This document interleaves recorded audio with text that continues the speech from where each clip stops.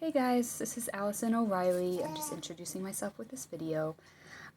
So the path that led me to where I am now, do you mean as far as New York? It's my husband. I met my husband online. So I moved up here from New Jersey, where I'm originally from.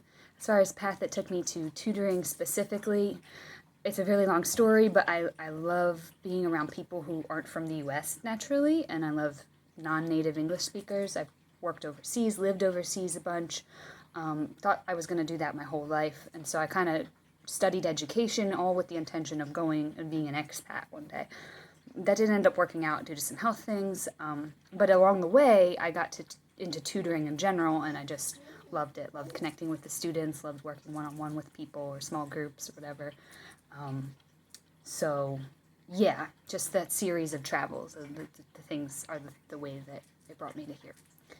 What do I do for fun? Right now, you might hear my baby cooing in the background. Taking care of the baby is kind of all I do, and the 6-year-old and the 9-year-old who also I have. So their sports, their activities, I love doing crafts with them, but yeah, when they're a little bit bigger, maybe I'll get back to having some of my own hobbies. That's okay. I enjoy cooking, I enjoy being athletic, anything, running, cycling, surfing, working out at the gym, any of those things. Funny moment.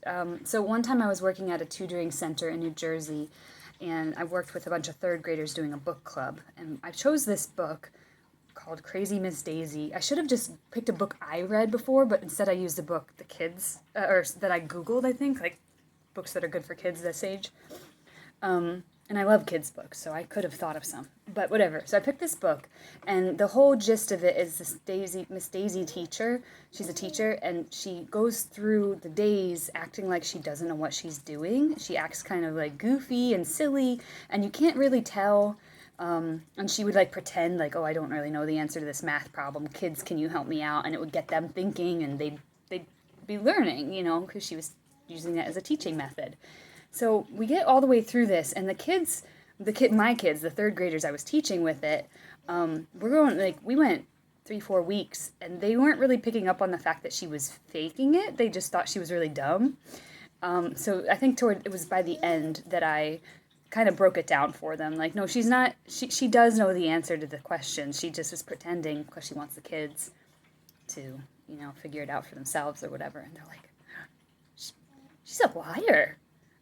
This teacher's a liar. She's lying to her students. Like, they were so offended. It was really funny. So now I know not to do what that lady was doing. So lesson learned. Kids want to take things at face value, and they love honesty, which is good. So, all right. Nice to meet you. Take care.